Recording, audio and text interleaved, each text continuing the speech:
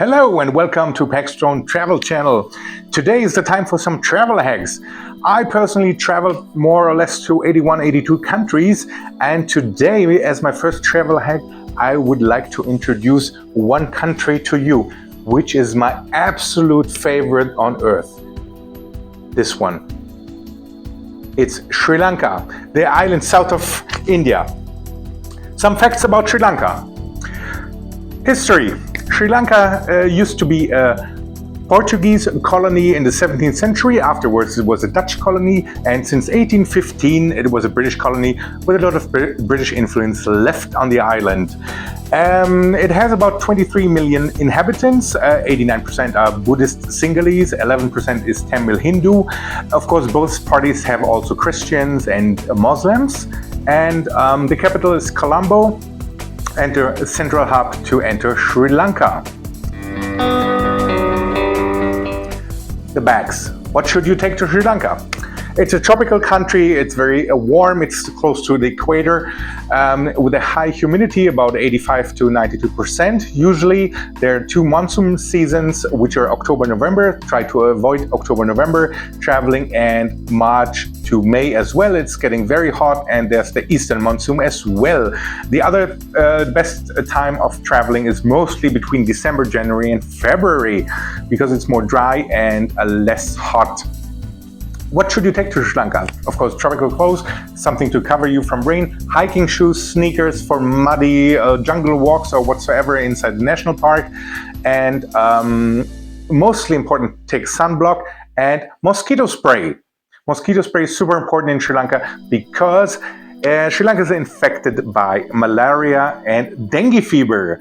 Dengue fever, I caught it once, and it took me 6 months to recover from dengue fever, because it's related to Ebola virus and it affects your blood lead count, the white blood cells, and you can get eternal bleeding if it gets really serious. So for me it was quite bad. So please take mosquito spray and don't buy the cheap stuff. Buy the most expensive stuff, the Antibrom, the red one in Europe, which is available for $25. This is so worth the money, because the dangerous mosquitoes are also during daytime. Don't forget, don't only use the mosquito spray at nighttime, use it at daytime, because the dangerous mosquitoes are at daytime, and especially at lakes or wet Singaraja rainforest, or where you have a pond close to it, where there's a breeding ground for mosquitoes. So, next subject. I personally have a lot of experience in Sri Lanka because I've been there about 45 times, and I lived in Sri Lanka about 2.5 years almost together, and I was the first one to have a specialized Sri Lanka travel agency in Europe after the war ended, the civil war in Sri Lanka. This used to be my catalog, just to not to show off, but this is what I used to sell. I closed down out of personal reasons, not because of Sri Lanka, and this is just to show you that I have a little bit expertise about Sri Lanka.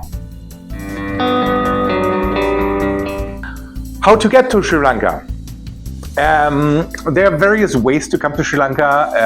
In the last times where I have been to Sri Lanka, mostly I took the Middle East carriers. I took Turkish Airlines, which was quite good, through Istanbul, or you take Emirates through Dubai, or you take Etihad through Abu Dhabi, or you take also is very good, Qatar Airways. They used to be my personal favorite, through Doha. And of course, there's Sri Lankan Airlines as well. They used to have a cooperation with the Emirates, and they had a very high standard. After the economic crisis in Sri Lanka and the changing of governments and lack to some funds, it is due to some other vloggers, it ran down a little bit. I don't know personally, but the service was always great on board. So flying time to Sri Lanka from Central Europe is about 9 hours 45 minutes to 10 hours 30. Let's say from London, Paris or Germany, it's about 7,800 kilometers to 8,500 kilometers flying distance. From Dubai, it's like 4-hour flight. So entry regulations. Passport. You need to have a valid passport 6 months ahead. and you can enter with any passport. You need a visa. You can get a visa on arrival. It's like but then you have to stand in line. The visa fee is $50. You can have a option one is you can stay up to 30 days with a double entry for $50, and $50 as well for up to 90 days, but with only a single entry to the country. And after arriving, you arrive, of course, at the international airport of Colombo. It's called Bandaranaike after the old president. And yes, how to get to the city center? You are going on the highway. There's a new highway built about 10, 12 years ago, and which will take you much faster, like 45 minutes to 1 hour 20 to the city center of Colombo. It used to be like 2.5 hours, 3 hours before. And yes, in Colombo, it got very modern. Lots of skyscrapers have been built, new shopping malls, and for every budget, there's hotels. I would recommend you to stay in an old colonial hotel, such as the Gaul Face Hotel on Gaul Road, next to the financial district and where the green yards are, or at the Mount Lavinia as well, an old colonial hotel where a lot of movies were shot, actually. And yeah, I don't get money for this, just saying. Some historical facts about Sri Lanka. Sri Lanka used to have most of the bloodiest civil wars on earth for a very, very long time. It started with a bloody Sunday in Colombo with the riots between the Tamil and the Sinhalese. And there's a lot of origin problem due to the colonial times as well. I don't want to get into details, what is the root and the cause and whatever. It's not a political channel, it's a travel channel with open-minded people.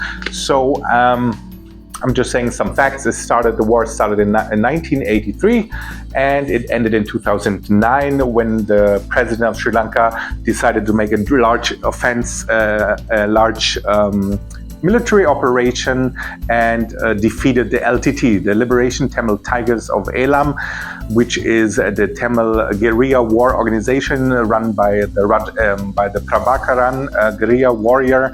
In Sri Lanka, they say it's more like the Che Guevara of the Tamils underground, and they used to control, let's say, 1/4 of the island, the northern parts and the eastern parts at the worst time of the war. But now there's finally peace for both parties, for God's sake.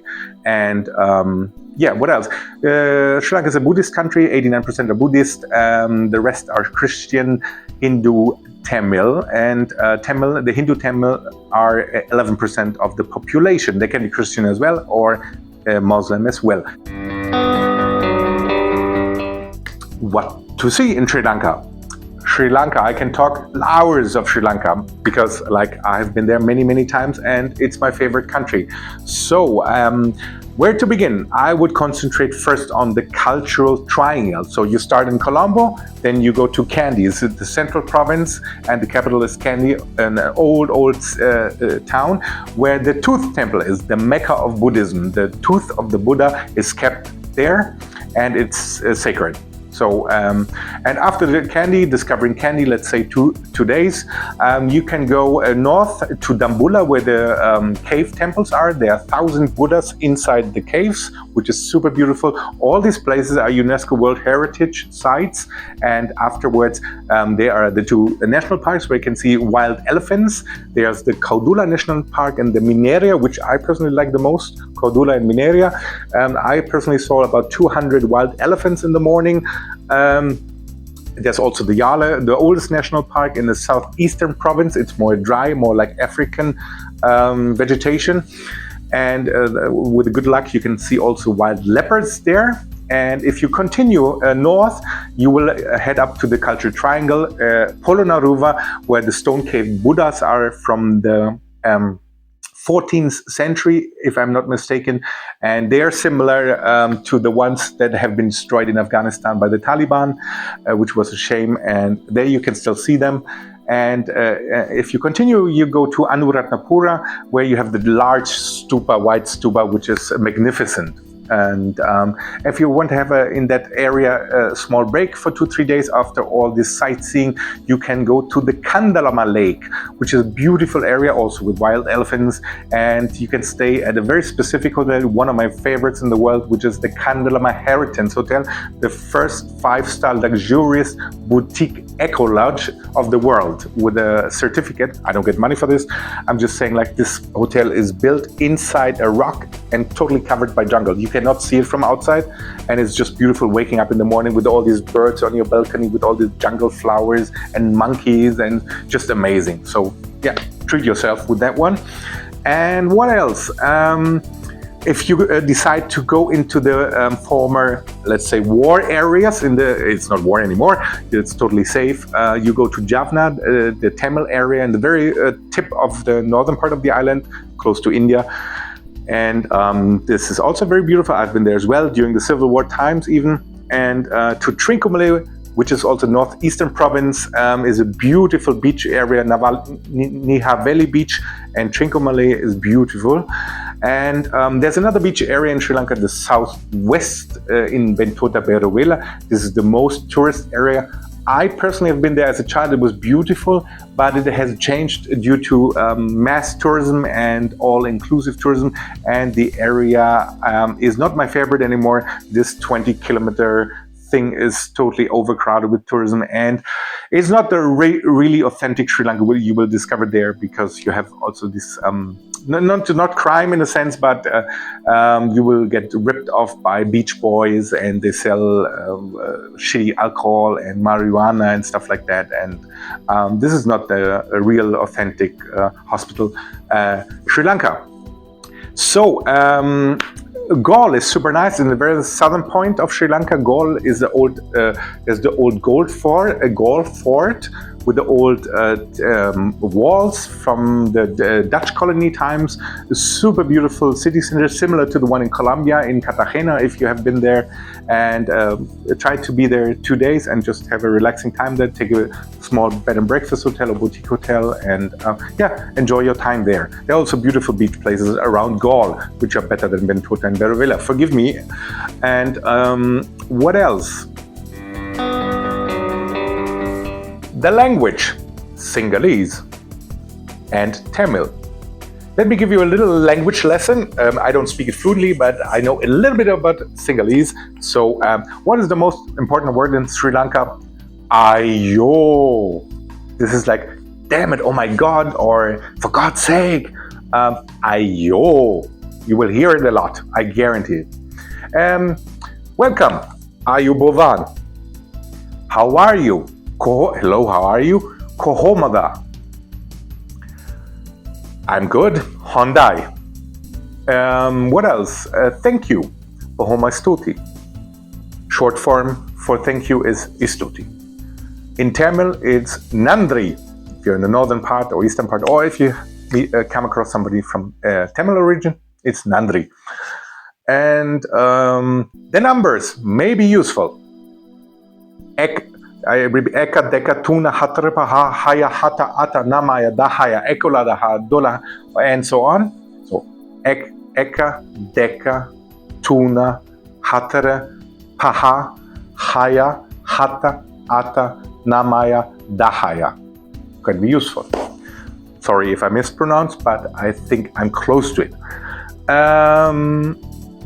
What else? For the tuk-tuk driver could be useful.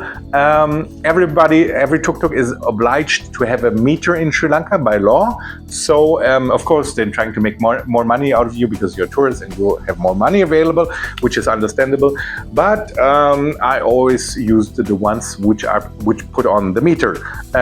It's quite reasonable, the pricing. You can give an extra tip, of course, but try to always prefer the ones which put on the meter, which is legal. And so in Sinhalese you can say meter tienava. You have a meter. It means like put it on. Meter tienava. And please do it. Make it happen. Is like puluande, puluande. And so finish off my language lesson of Sinhalese. Getting around in Sri Lanka. Always keep in mind, it will take longer as expected. That's the point in Sri Lanka. So, for example, there are some different areas where it's faster or slower. Let's say there's a new highway built from the Colombo airport to Colombo city center, which is quite fast, and you can go all the way down to the south to Galle, which is quite fast because on the highway I think you can go 100 kilometers per hour or maybe 110. But apart from that, usually the average cruising speed in Sri Lanka by car is 20 to 25 kilometers, maybe 30, maximum 40.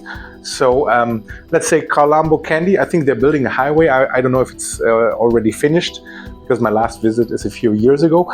And that stretch, it's only 98 kilometers from Colombo to Kandy, which is like nothing. But it can take, with this route, if it's still there, it's super, there's the most traffic in Sri Lanka between the two cities. And if you're fast, it will be 2.5 hours, 3 hours. If you're slow, I personally experienced 6 hours to 7 hours. So keep that in mind with your travel itinerary. And so let's say 100 kilometers usually takes in Sri Lanka 3 to 4 hours. And to avoid most of the traffic, if you have a personal driver, which you can hire, which I highly recommend as well, go in the early mornings, like before sunrise at 4:30 a.m. You will save a lot of time, is my advice to you. Crime rate. I think there's almost no crime rate in Sri Lanka. It's a Buddhist country, and they would rather die instead of harming anybody else usually. So as a tourist, you're totally safe. You can go any place in Sri Lanka at nighttime. I think 99.9% nothing will happen to you. The only place I would be a little tiny bit more careful is the very touristy places, which is a little bit dodgy, is Bentota, Berevela areas, because of this a few beach boy gangs, which might be a little bit pickpocketers, but nothing serious. But they will not harm you in any way. Like in South America, like for example, if you're in a, let's say, in a bad area in South America, they will kill you for $10. So this will never ever happen in Sri Lanka. So that's a very positive thing. Movies. The most important movie that was shot in the 50s in Sri Lanka was The Elephant Walk with Elizabeth Taylor. And actually, she has never stepped foot on Sri Lankan soil, but is a beautiful movie about Sri Lanka in the times of in the tea mountains with the Ceylon tea, where the British had their tea factories and sold the tea worldwide, and how the life was like in that times. It's a beautiful movie and beautiful setting, and you will see a lot of wild elephants in the movie. Things to do in Colombo. If you're a day in Colombo, what can you do? I would recommend you to go to a few shopping malls at the lake, for example, the new shopping mall, which is quite fancy, or the older ones, the traditional ones. I personally love Majestic City. It's located on Galle Road, and there's a cinema as well. You can check out the newest movie and the newest, coolest Bollywood movies. Take time. Bollywood will take you 3-4 hours, but it's cool. Thank you to Shah Rukh Khan and Amitabh Bachchan and so on. And you can buy DVDs as well. Of course, they're not legal, but you can get good deals there. I'm not supporting video piracy, by the way, but I'm just saying, like, many movies are available. Souvenirs, Buddhas out of metal, out of wood, spa items for Ayurvedic treatments, oils, silk, sarongs for men and women, saris, and what else? You can get spices there. And in the basement there's a food court. It's not the newest one, but they have really good Sri Lankan spicy authentic food. And try a faluda and an ice cream there. It's amazing. It's a dream come true. And try kotoroti there. For lunchtime, for example, I would recommend as well the Barefoot Shop and Cafe. It's super beautiful. It's located on Galle Road. Everybody knows it. It's called Barefoot. and there's a big shop. It's a bit upmarket. You can get beautiful postcards, silk made stuff, clothing, saris, and in the backyard with a beautiful, like a Cuba, Havana style palm tree courtyard. You have outdoor lunching. It's a bit more upmarket prices, but it's super high end. It's very nice quality, and you have a beautiful surrounding.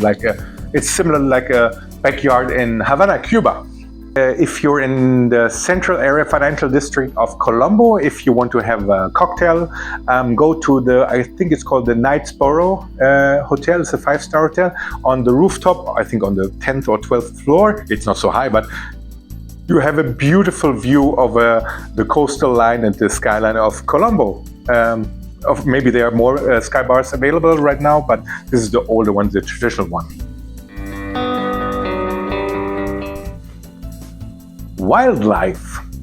Of course, Sri Lanka is the paradise on earth for wildlife, for vegetation, for animals, for everything. I think the island is not that big, but it has 13 national parks, if I'm not mistaken. The most common, the most famous one is the Yala National Park. I think it's already the oldest one since the 1930s. There you can see wild elephants. It's not so humid. The plants, it's a little bit more dry area, more like Kenya, African style. And if you're lucky, you can see wild elephants, leopards, all kinds of birds. Sri Lankans love birds. And kind of funny because I'm not such a big bird fan, but that all the Sri Lankans, I get so excited. Also the tour guys, oh my God, look at the bird with the bushy tail, and they scream. And I'm like, okay, this is a crow. Okay, whatever. Just an inside joke. And what else? There's the Singaraja rainforest. It's also UNESCO World Heritage Site in the southwestern part of the island. And in the central and northern provinces, there's the Caudula Mineria National Park and many more. There you can see also wild elephants. Tsunami. Don't want to scare you, but there is a risk of tsunami in Sri Lanka, as well as entire Southeast Asia. There was one of the worst tsunami in world history, which I think there were about 100,000 casualties in Sri Lanka, like 15, 20 years ago. When that awful seaquake in Banda Aceh, Indonesia happened, the tsunami wave came with 800 kilometers, 1,000 kilometers per hour, and hit Sri Lanka on the southern tip so badly with a 20-meter wave in Gaul, which was awful. And just some security measurements. Sri Lanka has a new installed ocean warning system, I think by Japan. And in case of a tsunami or earthquake, you will get an alert on your mobile phone. If you're logged into the Sri Lankan network, you will get a message, tsunami warning, avoid beaches, go away from the ocean and go inland, like let's say 500 meters, 1 kilometer. Just go quickly inland and you will be on the more safe side. And since that experience, I always at the beach take not the ground floor. I'm trying to take the first or second floor, but I don't want to scare you. I'm just being very precautious in that sense, because I had friends who experienced the tsunami and also casualties. And one extreme signal for tsunami is if you're in the ocean and if the water goes away, if it gets sucked out in the ocean, it's very likely that a tsunami will happen. And if the ocean goes away or the river, be as fast as you can, run away from the ocean. And there are these evacuation routes, I think with a green or blue signal, and just follow the routes with that wave signal, evacuation tsunami, and follow inland on this route. Then you have a free pathway to run. Yeah. Customs. So Sri Lanka is a democracy, but it has some regulations regarding doing crimes in Sri Lanka. So, for example, it's not so easy going regarding drugs. Marijuana, cocaine, ecstasy, heroin, whatsoever could result in a death penalty. So don't you dare import anything to Sri Lanka. It causes harm, and it may be your death. There's a big sign written on the entry: death for drugs underneath the Buddha. So don't you dare. And what else? If you exit Sri Lanka, antiques are forbidden to export or to bring home. Like, for example, if you buy from an antique shop, like an old Buddha, which is 150 years old, this is also forbidden. Departure. So, as we are in Sri Lanka, always things can happen. Traffic jams, accidents, problems at the airport with the checkpoints. So, always be at the airport on time. That means 2.5, 3 hours in Sri Lanka. There's a nice airport, you can relax at the lounge, you can have a coffee, you can have in the restaurant, you have a smoking room available, you have duty-free alcohol, beverages, tobacco. You have a lot of souvenirs, Buddhistic books, and many other things. And be on the safe side, be there 2.5 hours before, because with the custom check, it can take time, police check, immigration can all take time in Sri Lanka.